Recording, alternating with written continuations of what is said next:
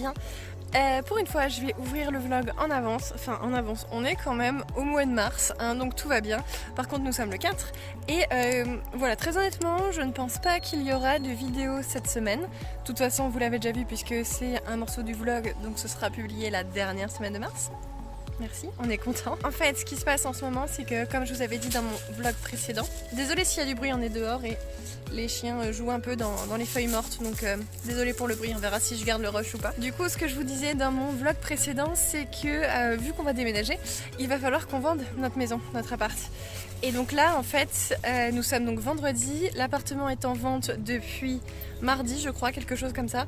Et ça y est, en fait, c'est le bal des visites. Donc vu qu'on a 2 chiens et que ça peut faire peur aux futurs acheteurs, aux visiteurs en tout cas, on va dire, et bien on se fait littéralement chasser de chez nous à chaque fois qu'il y a une visite. Voilà. Donc aujourd'hui mon conjoint est en télétravail. Non, l'inverse. Aujourd'hui mon conjoint est sur site, moi en télétravail. Donc je me retrouve toute seule à devoir sortir les chiens pendant le temps de la visite. Voilà, donc c'est un peu compliqué en ce moment. Voilà, on a énormément de temps qui est pris par ça, entre les moments où on n'est pas chez nous, les moments où on doit faire du ménage en fait, tout simplement, pour pouvoir mettre toutes les chances de notre côté. Et bah c'est vrai que ça nous prend pas mal de temps avec tout ça, donc voilà. Voilà, donc à chaque fois qu'il y a un bâton, bah, c'est Echo qui joue et Lucky il regarde. C'est con hein. Et lui il s'intéresse au bâton mais que parce que Echo s'y intéresse aussi. Le petit jeu qu'il fait, c'est que souvent il prend un bâton, il va courir et il attend que Keiko lui court après pour pouvoir lui choper un bâton parce que bien sûr, s'ils ont un bâton chacun, ben le mieux, le meilleur bâton, c'est toujours celui que l'autre a. Donc bon, il y en a toujours un qui se décide à le lâcher pour pouvoir aller chercher celui de l'autre. Voilà. Voilà, donc je vous disais, je suis sortie un peu précipitamment parce que là, donc nous sommes entre midi et 2. La visite était prévue à midi, sauf qu'au final, j'ai eu une matinée assez chargée au boulot, donc j'ai dû partir à midi moins 3 de la maison. Ils étaient déjà là, ils attendaient sur le parking, ils étaient arrivés un peu en avance. Donc je suis sortie avec les chiens, le téléphone, c'est à peu près tout. Voilà, donc désolée si la qualité n'est pas la même parce que du coup je suis avec mon téléphone. J'ai ni pris la GoPro ni pris l'appareil photo de base, donc voilà, au niveau du son ça doit pas être terrible. Bref, c'est peut-être pas très grave. Au niveau lecture, cette semaine j'ai entamé et j'ai presque terminé L'Alchimiste de Paulo Coelho. Je l'ai en édition J'ai lu, sauf qu'il y a tellement de rééditions de ce tome-là, enfin de ce livre-là. Je suis allée voir sur Livre Addict un petit peu pour le renseigner dans ma palle il y a quelques temps. Et en fait, ouais, il y a peut-être une vingtaine d'éditions différentes. Bon, après, c'est un bouquin qui a dû sortir, je crois que dans la préface, l'auteur dit qu'il l'a écrit en 88. Donc voilà, ça remonte quand même. Ça fait plus d'une trentaine d'années, mais voilà, il y a quand même beaucoup d'éditions en France. J'aime beaucoup ce livre. Je prends mon temps hein, clairement en ce moment entre tout ce que j'ai à faire et puis un peu de fatigue. Je lis pas énormément, donc voilà, même si je crois qu'il fait moins de 200 pages et je suis dessus depuis peut-être lundi, peut-être dimanche, je ne sais plus. Je lis principalement le soir avant de m'endormir, donc ouais, quand je sens mes yeux se fermer, j'arrête même si j'ai lu que 2 pages. Ce qui est assez pratique, c'est que les chapitres sont ultra petits. Il y a des fois des chapitres qui font 1 page et je crois qu'au max, il doit faire 6-7 pages par là. Donc c'est assez facile de pouvoir se caler un petit morceau. On a 10 minutes, un quart d'heure de lecture, bah, ça suffit amplement pour faire 1 voire 2 chapitres. Ça dépend où on en est dans le roman. Voilà, j'aime beaucoup. On est sur un voyage, on est un peu sur de la philosophie. Le seul truc qui me gêne un petit peu parce que je suis pas comme ça, mais bon, c'est quand même assez léger, c'est le côté qui a énorme. Aïe, on me passer avec un gros bâton. Et comment l'autre bâton? Elle vient de passer avec un gros bâton comme ça et elle m'a tapé les 2 genoux. Merci Echo. Dans l'amour et la bienveillance, hein, cette famille. Donc je disais, ce qui me gêne un petit peu, parce que je ne suis pas une personne très croyante, etc., c'est qu'il y a énormément de choses qui est laissé un petit peu au destin, si Dieu le veut, etc. Donc voilà, après c'est quand même relativement léger. Ouais, c'est juste qu'à chaque fois qu'il y a des passages un peu comme ça me fait un peu lever les yeux au ciel et... Bon, c'est pas que ça me sort de l'histoire, mais un petit peu quand même. Sinon, l'histoire est assez jolie, assez poétique, donc on est sur un berger qui plaque tout pour aller vivre son destin. C'est assez tentant aussi, on se dit que effectivement il y a très peu de gens qui suivent la passion plutôt que la raison. Voilà. Et quoi d'autre ? Quoi d'autre en ce moment, depuis le dernier vlog, j'ai pas lu... Si, depuis le dernier vlog. J'ai lu donc les 3 mangas que je vous avais dit, donc les 3 de la fin du Cold Winter, que j'ai dû lire le week-end dernier, donc pour être tout pile avant le 1er mars. Donc c'était My Broken Mariko, le one shot. J'ai pas tellement accroché avec. Alors l'histoire est bien. En fait on va suivre une jeune fille qui s'appelle Tomoyo et sa meilleure amie est décédée a priori d'un suicide et sa meilleure amie donc Mariko comme le titre, et sa meilleure amie donc Mariko a subi énormément de violences quand elle était enfant, des attouchements sexuels, de la violence physique. Elle se faisait battre par son père, elle était un peu l'esclave de son père, et quand ses parents ont divorcé, forcément elle est restée avec son père. Donc Tomoyo était un peu là en support, elle la voyait vivre un peu tout ça, et donc là elles doivent avoir peut-être 26-28 ans par là, et donc Mariko décède et sa grande amie décide d'aller récupérer les cendres de Mariko pour pouvoir c'est un peu con, mais passer un peu du temps avec elle et un peu la sortir de l'emprise de son père qui est vraiment néfaste, parce que pour Tomoyo c'est assez inconcevable pour elle de laisser l'urne funéraire de Mariko au sein de cette famille. Voilà, donc l'histoire est bien.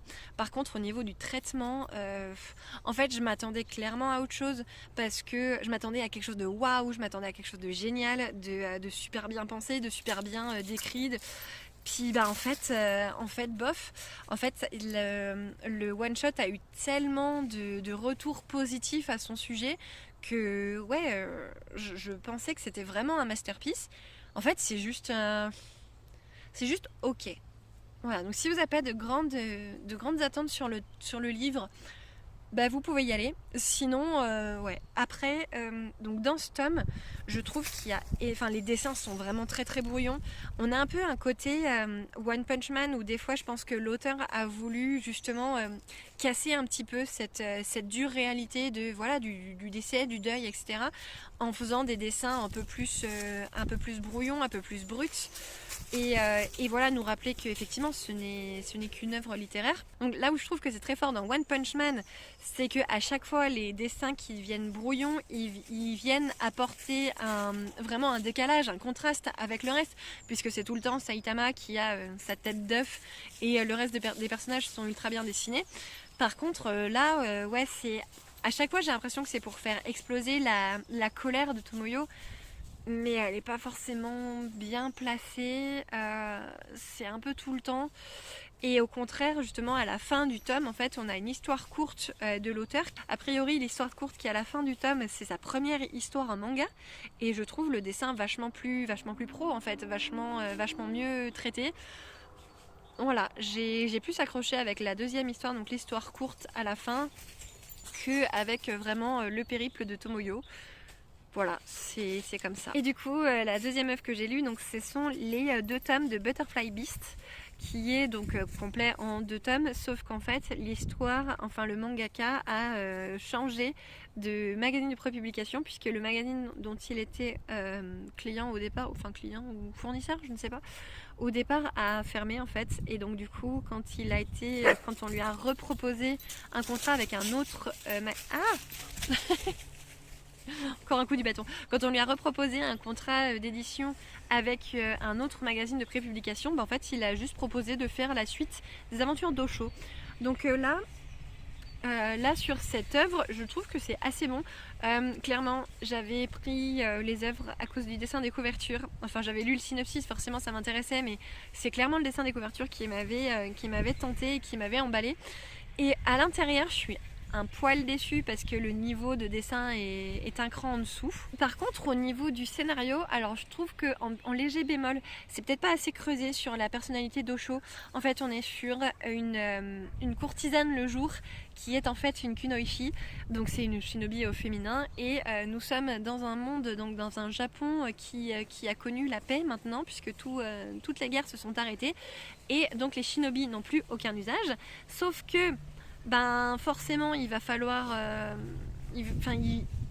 ils ont du mal à résister à leur pulsion quand ils ont été employés pour tuer des gens toute leur vie. C'est assez dur de se dire ok, du jour au lendemain je suis rangée et je vais devenir genre boulanger, un truc dans le genre.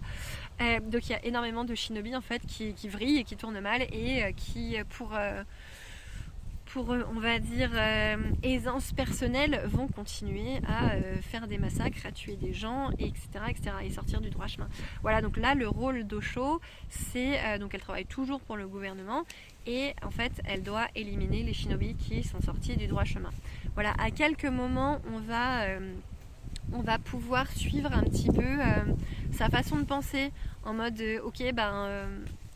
moi je travaille toujours pour le gouvernement donc j'ai le droit de faire mon travail encore puisque au final je suis payée pour tuer des gens, mais en fait si j'avais pas cette opportunité là peut-être que je serais de l'autre côté. Voilà, donc ça je trouve que c'est assez intéressant comme idée. Par contre c'est pas assez exploité à mon sens, donc je pense clairement que les deux tomes se suffisent à eux-mêmes.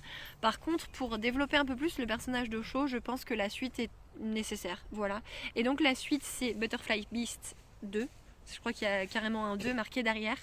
Et c'est complet en 7 tomes. Donc là, je crois qu'il n'y a que le premier ou les 2 premiers tomes qui sont sortis. Et c'est toujours chez Mangetsu. Et moi je vous fais des gros bisous, je vous souhaite tout le meilleur en espérant que pour vous aussi le soleil est de retour et que vous pouvez un peu profiter de la nature autour de vous si vous en avez, que vous pouvez aller vous balader, c'est cool, on peut enfin ressortir de chez nous. Et voilà, alors vu que je suis avec le téléphone, je suis pas sûre de la qualité vu que j'ai pas trop de stabilisateur si jamais je vous filme le retour à la maison avec les chiens. Mais prochaine balade, j'essaye de prendre la GoPro. On va essayer d'y penser. Allez, ciao!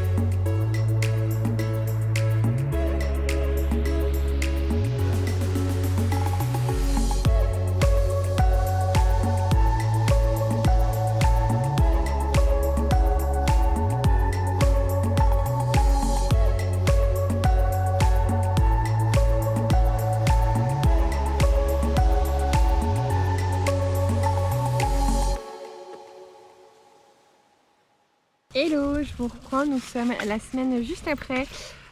Oui, j'ai encore une visite de prévue, donc je suis encore chassée de chez moi avec les petits chiens. Voilà. Donc j'espère qu'ils vont pas faire trop de bruit. Voilà, le son de la GoPro est meilleur que le son de mon téléphone. Ceci dit, j'ai pas encore regardé les rushs de la semaine dernière, donc voilà. Si ça se trouve, je vous dis, nous sommes la semaine d'après le premier plan, mais il n'y a pas de premier plan. Quoi de neuf au niveau lecture? Ce week-end, je me suis pris l'envie de lire un graphique. Donc c'était Dans la tête de Sherlock, complet en 2 tomes, c'est aux éditions Ankama. Et là, comme ça, j'ai mangé le nom des auteurs. Désolée, de toute façon, je vous mettrai une petite image avec les infos complémentaires. C'était excellent, franchement c'était vraiment une expérience BD très intéressante. Je peux la recommander à tout le monde. Moi personnellement j'ai pas du tout accroché quand le tome 1 est sorti, je l'avais feuilleté un peu en librairie, j'avais pas du tout accroché au style graphique que je trouvais un peu rude, un peu vieillot, ou je sais pas exactement mettre le doigt dessus, mais en tout cas voilà, j'avais pas du tout accroché avec la patte graphique. Et au final, en voyant tous les retours ultra positifs sur cette série lorsque le 2e et dernier tome est sorti, ben je les ai offerts à mon chéri pour Noël. Il les a lus, il a adoré et il m'a dit bah ouais c'est une expérience à faire. Donc bah ce week-end je me suis lancée et franchement je regrette absolument pas ni de les avoir achetés ni de les avoir lus. Bah oui, forcément il y a un bâton, donc faut qu'elle vienne jouer à côté de moi. Voilà, histoire de faire du bruit avec les feuilles mortes. Parfait. Et Lucky, bah pareil, il récupère les petits bouts de bois que Keiko a détruits dans sa première lancée, puis ouais, il ramasse les miettes, le pauvre. Voilà, donc que dire par rapport à cette enquête? On est sur une enquête donc de Sherlock Holmes bien sûr, avec le docteur Watson, qui est censé être inédite puisque trop sensible, donc Scotland Yard a interdit au docteur Watson d'écrire cette histoire. Et voilà, on va suivre une enquête qui va nous emmener un petit peu dans différents quartiers de Londres. Je trouve que c'est extrêmement bien fait. On a une espèce de fil conducteur qui est vraiment personnifié à l'intérieur de la BD. Donc on a un fil rouge tout du long de la BD qui nous permet un peu de suivre le cheminement de Sherlock. On a différents indices qui sont vachement bien matérialisés. À chaque fois qu'il y a quelqu'un qui parle, hop, on va avoir une petite vignette à côté en mode « Aïe, indice numéro 1 ». Plein de petites choses comme ça. Des fois on a des jeux de transparence sur les pages, des fois on a besoin de replier une page pour voir des choses qui surgissent un peu plus, pour que voilà, ça nous frappe un peu plus. Clairement c'est une BD assez ludique, ouais, à conseiller à tout le monde. Je suis pas sûre que même pour les jeunes ce soit à déconseiller, parce qu'au final elle est ultra ludique, on est ultra bien en fait dans cette BD. Et ouais, peut-être que le sujet est un peu dur, mais à part, enfin ouais, ça reste une enquête policière quoi. Donc je pense que peut-être à partir d'une dizaine, 10-12 ans, ça doit le faire, c'est vraiment pas mal. Voilà, donc si vous n'avez pas encore lu cette BD, n'hésitez pas. Clairement, allez la choper en médiathèque, en bibliothèque ou autre, ou faites-le vous offrir, hein, parce que bon, on a le droit aussi de ne pas acheter tous ces livres et de se faire offrir. Mais en tout cas, c'est vraiment un graphique, une série en 2 tomes qui vaut le coup. Après, au niveau roman, donc j'ai terminé mon livre L'Alchimiste de Paulo Coelho. C'était assez intéressant au final, j'ai beaucoup aimé. C'est très philosophique comme je vous disais la semaine dernière. Et clairement, bah, le petit détail qui m'avait dérangé, au final... ouais, ça passe bien. Après, on n'est pas sur un roman très très long non plus, donc peut-être que si le roman avait fait 400 pages comme ça m'aurait un peu gonflé. Mais voilà, j'ai beaucoup aimé suivre un peu Santiago là dans ces quelques années de vie où il va partir à la recherche de son histoire personnelle. C'est très intéressant, c'est très poétique. Bon, je suis passée en mode hiver parce qu'on est toujours en hiver au final, hein, tant que le 20 mars n'est pas passé, nous sommes en hiver. Et il fait quand même assez frisquette, même si on est un petit peu au soleil. Ouais, dans la forêt, il fait un peu frais quand même. Du coup, j'avais envie, en terminant L'Alchimiste, de continuer à ne pas me prendre la tête. J'ai sorti Will You Play, du coup, de Alicia Garnier. C'est publié aux éditions Hugo, je pense, et H. J'en sais rien, je sais jamais, ces éditions-là. Et ben voilà, ça se pète la gueule.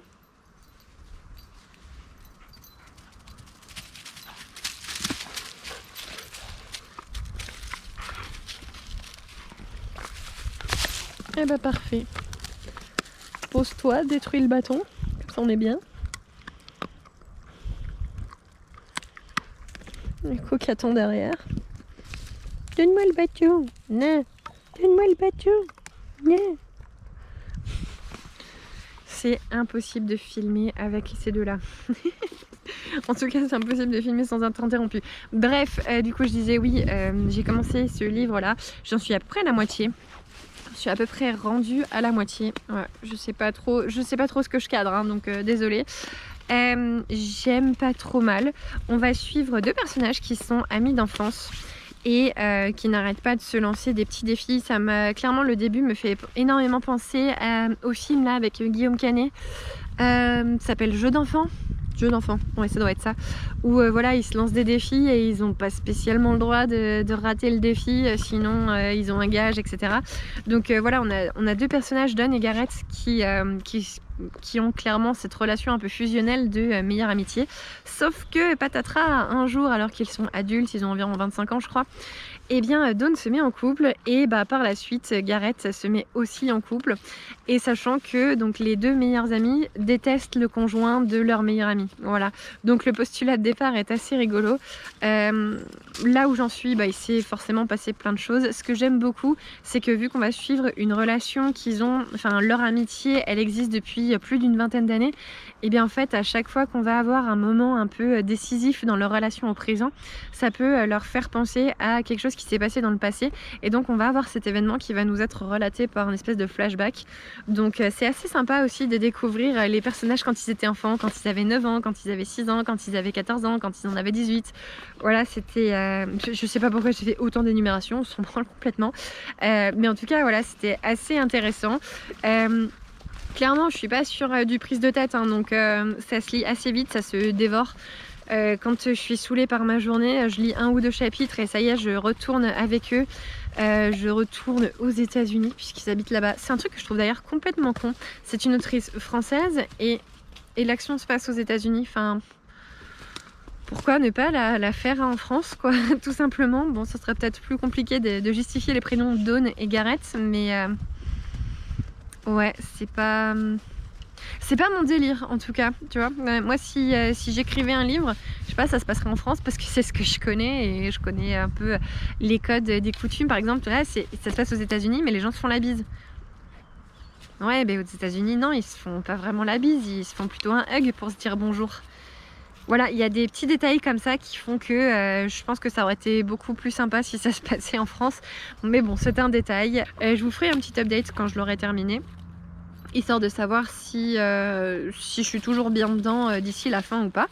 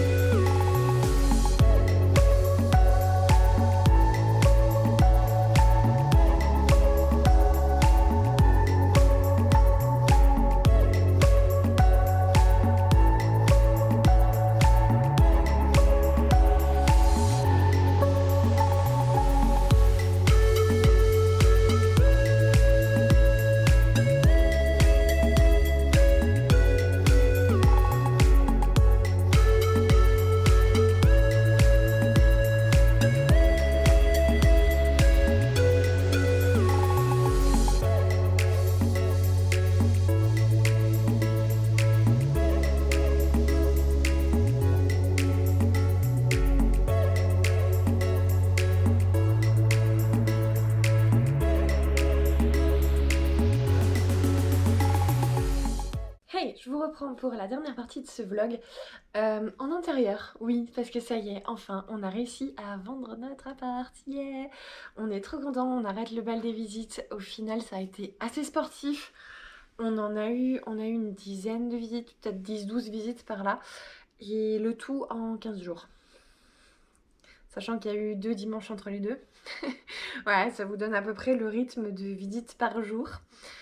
Donc quasiment une tous les jours, il y avait des jours où il y en avait 2, donc voilà, c'était assez l'enfer. On devait passer l'aspirateur toutes les 4 heures. Voilà, donc ça y est, ça c'est fait, on arrête de s'en plaindre, c'est parfait, c'est génial. Si je vous reprends, c'est parce que forcément, en intérieur en plus c'est plus pratique. Le mois de mars a été une démesure totale. Quand je dis démesure, c'est que déjà c'est le mois de mon anniversaire. Donc déjà j'ai des cadeaux. Voilà. Et en plus, j'ai trouvé une offre absolument irrésistible. C'était sur le site de Mégane, le site de Anime Store, je crois. Il y avait une offre d'occasion à pas mal de bouquins de leur série à moins 50%. Donc voilà, il y en avait certaines que j'avais déjà, d'autres que voilà, ça me tentait. Et je me suis dit, bah de toute façon, à 50% au pire, je les prends, je les lis, ça me convainc pas, je peux les revendre au même prix, j'ai rien perdu. En plus, vu que j'ai fait une grosse commande, les frais de port étaient offerts, donc vraiment, je me suis dit, si ça me plaît pas, opération nulle. Donc voilà. Bon, ce qui est complètement débile, qu'on est d'accord, c'est que tout ça va falloir que je le laisse en carton pour pouvoir déménager. Hein, parce que au final, j'ai un carton comme ça rempli de mangas. Voilà. Et bah, je l'ai ouvert pour être sûre de l'état, être sûre que la commande était complète. Mais voilà, je peux le refermer aussitôt. Bon, c'est pas vrai, je vais vous montrer les livres quand même avant. Bon, et au tout début du mois, j'ai aussi fait un gros craquage en librairie. Donc voilà, on cumule. Je vais commencer par mes cadeaux d'anniversaire. Mes amis ont eu la gentillesse de m'offrir ce beau bouquin, ce gros pavé. Il s'agit de Le Monde sans fin, donc de Jean Covici et de Blin, Christophe Blin, Jean-Marc Jancovici. Voilà, donc c'est comment dire, comment le décrire? On va dire que Jean-Marc Jancovici est un expert de tout ce qui est énergie. Voilà, donc que ce soit à la fois les productions électriques, le nucléaire, mais aussi tout ce qui est éolien, etc. Donc c'est quelqu'un qui a énormément de connaissances par rapport à ça, et il a énormément de connaissances aussi par rapport à l'effet que nos productions et notre mode de vie actuel ont sur l'environnement. Et Christophe Blin, donc c'est un auteur de BD assez quand même reconnu en France, et bah lui il avait une crainte, c'était avant le Covid hein, puisque Christophe Blin a contacté Jean-Marc Jancovici peut-être en 2019 si je me rappelle correctement de la préface, enfin du prologue, et voilà ils ont eu un projet ensemble de pouvoir un peu dédramatiser, banaliser, un peu vulgariser, ouais je crois que c'est plutôt ça le terme, un peu tout ce qui est cette complexité autour des énergies, de notre utilisation, du climat, des effets sur le réchauffement climatique, etc. Et ils ont produit à deux cette énorme Bible, on peut le dire, sur les énergies, un peu l'évolution de l'humanité, voilà comment on est passé à forcément du 100% renouvelable, puisque dans les années 1800 quelque chose, il n'y avait pas énormément de moteurs, hein, c'est vraiment à partir du moment où on a fait notre révolution industrielle qu'on a commencé à se mécaniser, etc. Donc comment ces événements-là ont influé à la fois sur notre consommation, mais aussi sur notre production de gaz à effet de serre. Je m'égare un peu, mais voilà un peu le but de ce roman graphique. C'est quelque chose d'extrêmement déprimant, hein, puisque forcément on fait un peu l'état des lieux de où on se retrouve maintenant en 2022 et comment on peut faire pour changer les choses. Clairement, à notre échelle d'utilisateur lambda d'électricité, de gaz, de gasoil pour notre voiture, etc. On va pas dire qu'on peut pas faire grand chose, mais voilà, c'est quand même assez limité. Il faut bien, c'est pas mal d'éduquer un peu toutes les populations par rapport à ça. Par contre, c'est vrai que moi, ce que j'en ai ressorti en le lisant, oui, parce que du coup je l'ai lu, c'est surtout, voilà, à ma petite échelle, je peux faire des choses, mais par contre, il faut quand même un changement profond dans la société, dans notre façon de produire, dans notre façon de consommer, mais global, quoi, pas juste quelques personnes à leur échelle, voilà. Donc assez déprimant au final, hein, puisque même s'il y a des pistes, tant que c'est pas pris massivement, on va droit dans le mur. Voilà. Sur une note un petit peu plus joyeuse, ou pas. Donc mes amis m'ont aussi offert les 3 premiers tomes de Happy, donc c'est une série de Naoki Urasawa. Pour le moment de lui, je n'ai lu que Monster, qui était un véritable chef-d'œuvre, un gros coup de cœur pour ma part. Voilà, donc là c'est publié aux éditions Panini. Je crois que je l'ai pas dit avant, mais Le Monde sans fin c'est d'Argo. Voilà, comme ça vous avez l'info. Happy, ça va nous parler de quoi? Ça va nous parler d'une jeune tenniswoman. Je crois qu'elle est encore au lycée, quelque chose comme ça, et elle va devoir s'occuper de son petit frère. Et on va surtout suivre son quotidien. Je crois que c'est une série qui est complète en 15 tomes dans cette édition. Je l'ai pas encore lu. Et ce que je viens de vous dire, c'est mes vieux souvenirs de quand je m'étais intéressée un peu plus à l'auteur, donc quand j'avais fini Monster. Voilà, j'ai pas relu le synopsis parce que j'ai pas envie de me refaire un a priori avant de pouvoir lire la saga. Ça me tente beaucoup, je pense que je vais mettre en pause un petit peu la série que je suis en train de lire là maintenant pour pouvoir lire ces livres. En plus, c'est voilà, c'est une patte graphique que j'adore le dessin de Naoki Urasawa. C'est un petit maître dans son domaine quand même, on peut se le dire. Et voilà, j'avais d'autres séries aussi dans le viseur, notamment la nouvelle édition de 20th Century Boys. Voilà, plutôt, je crois qu'il y a une édition en coffret aussi, mais elle doit plus être disponible. Il y a quelques séries comme ça, pareil, Billy Bat qui m'intéressent. Par contre, Happy, c'était vraiment celle qui m'intéressait le plus. Et clairement, ils ont bien visé. Voilà. Donc je vous ferai peut-être un retour d'ici le mois prochain sur cette série. Toujours dans les cadeaux d'anniversaire, mais là par contre, on va changer complètement de registre. Ça reste des livres, mais mon chéri m'a offert deux biographies, on va dire. 2 biographies autour de la musique et 2 biographies autour d'artistes que j'aime énormément. Donc le premier c'est Freak When Spoken To, c'est une biographie qui a été faite par quelqu'un d'autre, donc par Asa Anastasia Johnson, et c'est autour du groupe Freak Kitchen. C'est un groupe suédois. Le gros bug. Une fois que je l'ai dit, j'étais plus sûre. Mais si, c'est un groupe suédois. Donc voilà, on va suivre un petit peu l'évolution, la formation du groupe, etc. J'ai pas encore lu cette biographie. On va retrouver quelques photos en couleur à l'intérieur. Donc on a 2 carnets couleurs, 2 carnets photos à l'intérieur. C'est en anglais. Donc je vais prendre mon temps pour le lire, mais voilà. J'avais adoré le groupe quand je l'ai découvert, donc c'est mon copain qui me l'a fait découvrir quand on s'est mis ensemble. Il a commencé à me faire écouter un peu des albums. Enfin, d'abord des chansons un peu dans des daily mix sur Spotify, puis des albums. Et j'ai complètement accroché et on est allé les voir. Si je dis pas de conneries, on est allé les voir peut-être en 2019.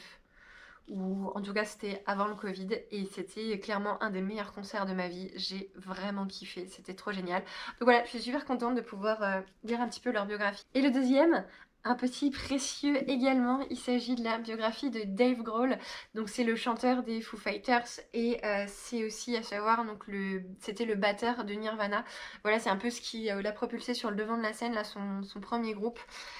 C'est un homme ultra talentueux, il est à la fois guitariste, batteur, il sait faire de la basse, il sait faire du piano, il chante super bien, il compose des musiques divines, il compose aussi les paroles, enfin voilà, c'est un artiste vraiment touche à tout, on le retrouve dans énormément de groupes pour des participations, notamment il a joué aussi avec les Queens of the Stone Age, enfin voilà, plein de grands noms de la musique. C'est un mec qui a l'air d'être copain avec tout le monde. De ce que je peux en voir un petit peu de l'extérieur, voilà, il doit pas y avoir énormément d'artistes qui sont brouillés avec lui. Ça a l'air d'être un homme génial, voilà, donc je suis ultra contente de pouvoir m'attaquer à sa biographie. Je pense que je vais d'abord lire celle de Free Kitchen, puisqu'elle est plus petite. Si on regarde entre les deux, déjà il y a un différentiel de taille, mais surtout il y a un différentiel de... voilà. Par contre, lui, apparemment, c'est lui qui l'a écrit. Voilà, donc c'est vraiment sa plume, c'est vraiment lui, ses mémoires, c'est pas adapté par quelqu'un d'autre. Donc je me dis que c'est peut-être un peu plus accurate. Précis. Ouais, c'est ça. Voilà, donc au final, ça s'appelle Dave Grohl, The Storyteller, Tales of Life and Music. Ça va être trop bien. Voilà. Allez, maintenant je vais vous parler un petit peu de mon premier craquage en librairie, enfin mon premier craquage du mois. En librairie, j'ai pris côté manga les 3 premiers tomes de Veil, puisqu'apparemment il y a un 4e qui devrait sortir cette année. Donc c'est publié chez Noévé Graphics et l'auteur c'est Koteri. Ça va nous parler d'un couple. Alors d'un couple. Oui, non, je ne sais pas vraiment. Ça flotte un peu entre amour et amitié. En tout cas, ça va nous parler de deux personnes, d'une rencontre fabuleuse. Et il y a énormément d'histoires courtes, voilà, sur un petit peu leur quotidien, leurs relations, etc. Je saurais pas trop situer ni géographiquement ni temporellement l'histoire. Par contre,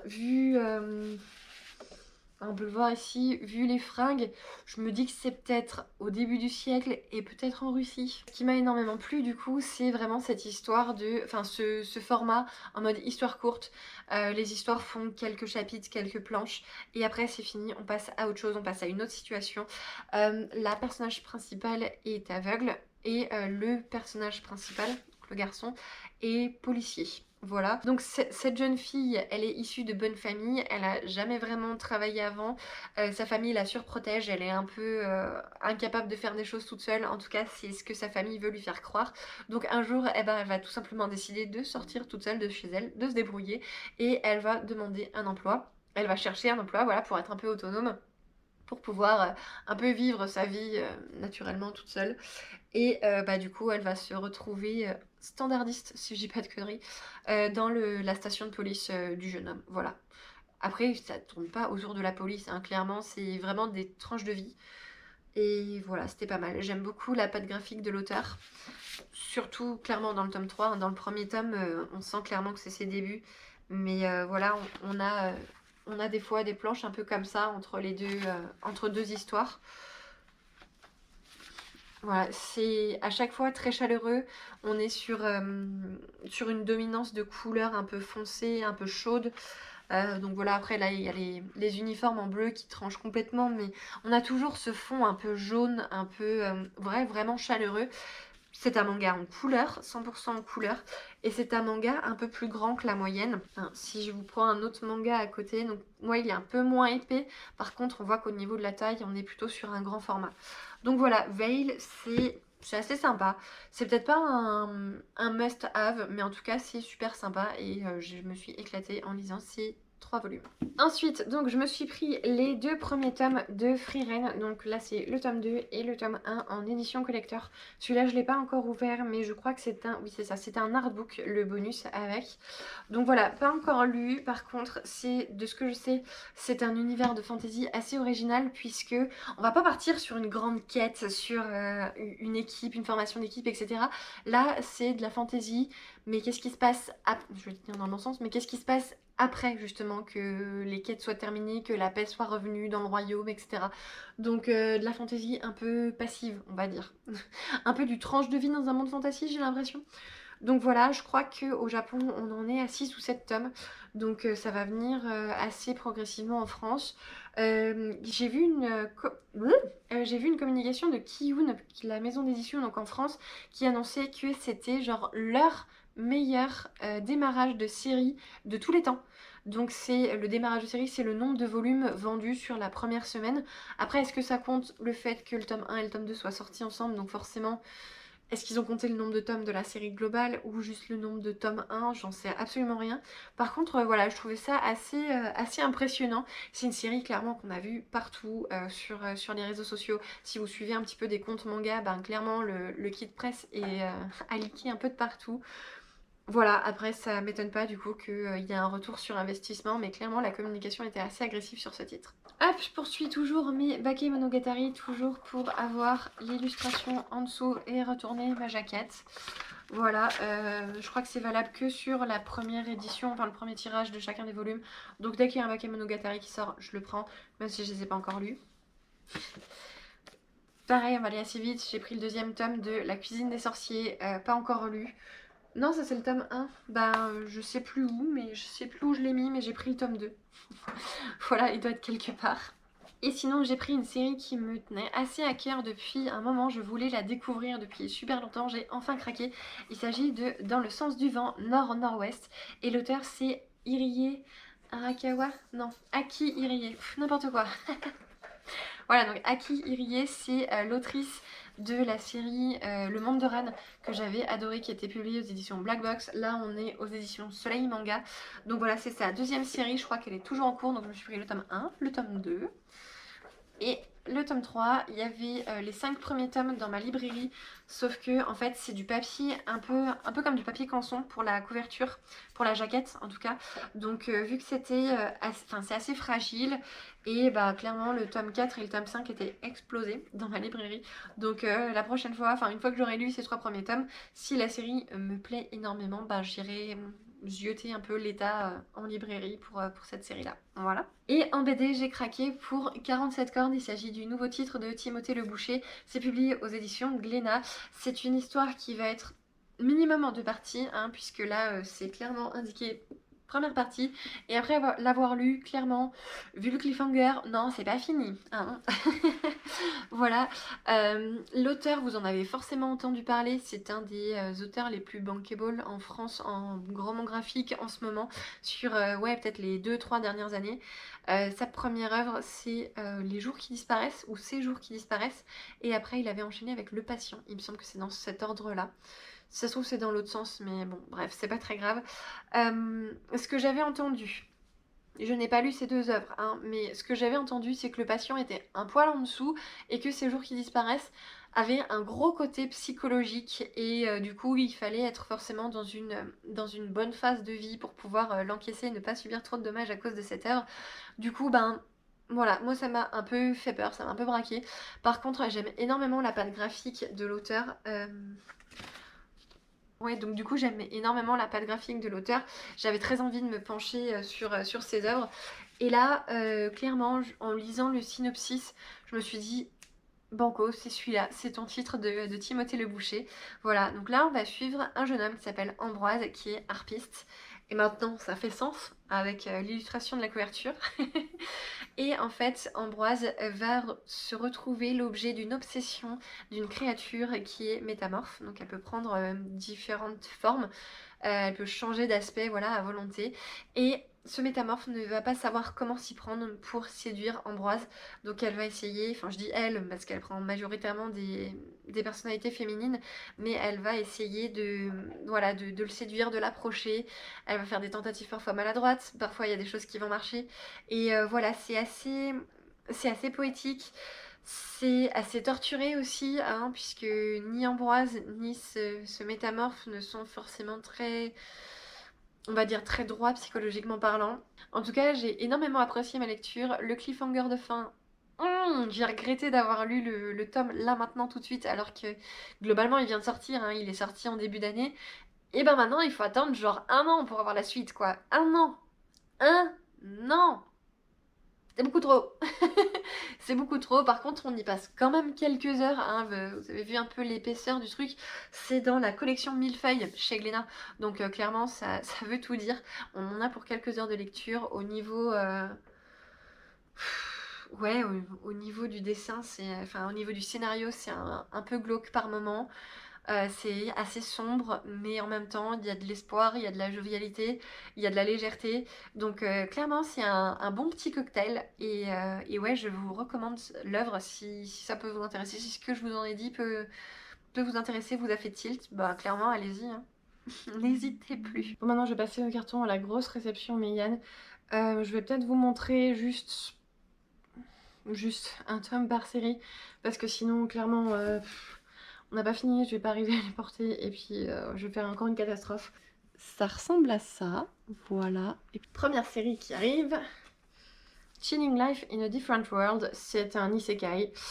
J'ai pris les tomes 1 à 4, voilà. Comme je vous ai dit, c'est du 50%, je risque pas grand chose, donc voilà, pourquoi pas. Ensuite, j'ai pris, je crois, les 4 premiers tomes de Masamune Kun's Revenge. C'est une série qui va se passer à l'école, et je crois qu'on va suivre un jeune garçon qui a été rejeté par une jolie fille il y a quelques années. Et maintenant, son but, c'est de la faire tomber amoureuse de lui pour pouvoir la rejeter à son tour. Voilà, donc c'est une petite revanche.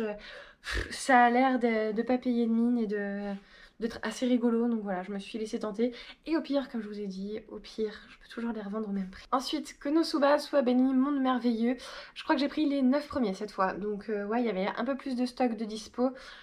Ça va être un manga humour assez vieux, je crois. Ah bah non, pas assez vieux du coup, 2015 ça va encore.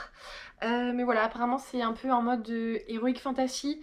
Donc c'est dans un monde d'heroic fantasy et ça va être un peu humoristique, voilà, un peu tourné autour de gags, etc. Donc voilà. Wait and see. J'ai pris aussi les 2 premiers tomes de Escale à Yokohama.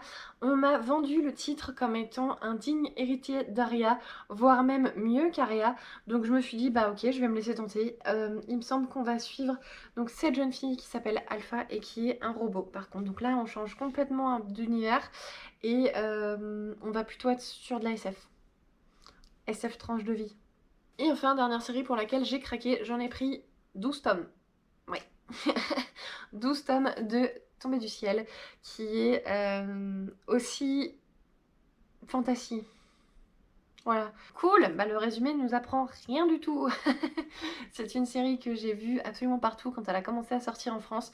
Le dessin m'intrigue beaucoup puisqu'on est sur une patte graphique un peu vieillotte, un peu voilà comme les harem mangas des années 90, sauf que c'est un manga beaucoup plus récent. Donc voilà, je vais voir un petit peu dans quoi ça va nous embarquer. Et puis voilà, vu qu'il y a quand même un élément fantastique, je me dis que ça peut me plaire. Ben bah je crois que je vous ai tout montré au niveau des réceptions.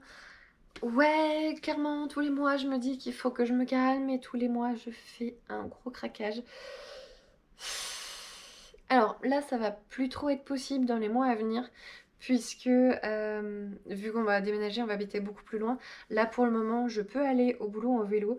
Par contre, il va falloir que je m'achète une voiture. Donc forcément, qui dit achat de voiture dit crédit de voiture. Et donc mon budget manga va passer dans... Enfin... Donc mon budget livre au global va passer dans le budget voiture.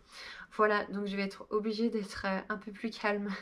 Sinon, en lecture, je vous avais parlé, il me semble, la dernière fois de Will You Play. Je devais être à peu près rendue à la moitié, si je dis pas de bêtises, quand je vous avais pris.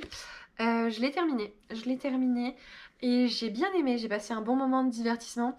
Après clairement c'est pas le chef-d'œuvre du siècle, c'est assez drôle, c'est assez émouvant quand même. On va passer par tout un tas de sortes d'émotions différentes. On va adorer le couple, on va les détester, on va se demander pourquoi ils font ça, on va se dire que finalement si c'est justifié parce que c'est quand même des vacheries l'un avec l'autre. Voilà, c'est assez intéressant. J'ai beaucoup moins accroché avec le personnage de Don qu'avec le personnage de Gareth. Je sais plus si je vous l'ai dit dans le rush d'avant, mais voilà, il y a clairement des réflexions et des comment on dit, des réactions. Voilà. Il y a clairement des réactions que Dawn a qui sont pas franchement logiques, qui sont pas franchement justifiées. Mais bon, j'ai quand même bien accroché avec le personnage de Gareth. Ça m'a clairement pas empêché d'aller au bout de la lecture, hein. Au contraire, j'ai bien aimé. C'est une bonne détente. Voilà, clairement, faut pas s'attendre à un chef-d'œuvre, mais c'est une très bonne détente.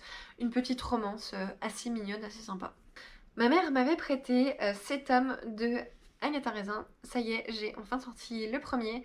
Donc, Quiche Fatale. Ouais, voilà, Agatha Raisin, enquête, Quiche Fatale. C'est mon premier cozy murder, cozy mystery, je ne sais pas trop comment on dit. Mais bref, les enquêtes un peu légères, voilà. Bah écoutez, ça passe plutôt bien, hein, ça se lit assez bien, ça se lit assez vite. Je crois que j'ai dû le lire en 2 ou 3 jours. Voilà, donc clairement, il s'est fait dégommer pendant un week-end. Il a pas demandé son reste. Et ouais, c'est assez sympa. Alors après, bon, ça vole pas très haut, hein. Agatha a beau être une personne assez intelligente, l'enquête autour, enfin tout ce qui se passe dans le village et tout, c'est pas non plus, voilà, ça casse pas 3 pattes à un canard. J'en lirai pas forcément tous les mois, mais voilà, un de temps en temps, pourquoi pas en faire 2 ou 3 par an.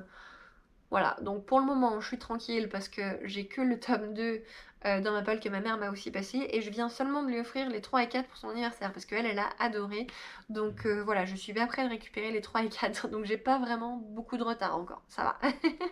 Et donc depuis que j'ai terminé le Agatha Raisin, j'ai commencé le tome 2 de Gardien des Cités Perdues. Donc c'est le sous-titre Exil. J'en suis à peu près à la moitié. Ça doit faire 2 semaines que je suis dessus. Alors après la semaine dernière j'ai eu pas mal de taf. Et vu qu'on était encore dans les visites, le ménage, etc. Enfin l'administratif, ça a été assez pénible. Donc j'ai pas beaucoup avancé, je lisais que avant d'aller me coucher. Là, cette semaine, je suis en vacances, je le dégomme un peu plus. On est mercredi là. Ouais, on est mercredi. Et je pense que j'étais pas rendue à la page 100 avant de le reprendre lundi. Ouais, c'est ça, je devais en être au chapitre 10. Donc voilà, j'avais lu ça en une semaine. Et là, depuis lundi, puisqu'on a eu un week-end assez chargé aussi, depuis lundi, j'ai lu tout ça. Voilà. Donc ça avance beaucoup plus. On est sur une partie un peu plus sombre, un peu plus... on va rentrer clairement plus dans l'univers. C'est quelque chose que j'ai beaucoup apprécié sur le début du tome. On va être beaucoup plus voilà, dans l'action tout de suite, parce que forcément le premier tome c'est l'introduction à l'univers. Là on rentre tout de suite dedans. On n'a pas énormément de rappels de qui sont les personnages, donc vu qu'il y en a beaucoup, c'est clair que bah, des fois j'ai un peu de mal à me redire ah oui oui lui ouais ok c'est bon je le replace. Par contre voilà si j'avais pas attendu autant, ce serait peut-être passé un peu mieux, mais bon, ma lecture du premier tome date de décembre, c'est pas non plus le truc le plus vieux du monde, quoi. Il y a énormément de choses qui se passent, des choses intéressantes. Il se passe énormément de... Enfin, on a énormément de cliffhangers à la fin des chapitres, donc c'est un peu chiant quand tu vas te coucher, tu finis ton chapitre et puis tu fais « Et là, il se passe ceci !» Non. Bon bah je relis un chapitre.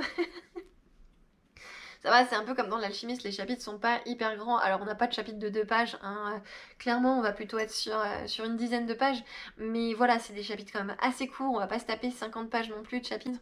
Donc voilà, on peut facilement se dire, ok bah j'attends le prochain chapitre où il n'y a pas de cliffhanger à la fin pour pouvoir aller me coucher.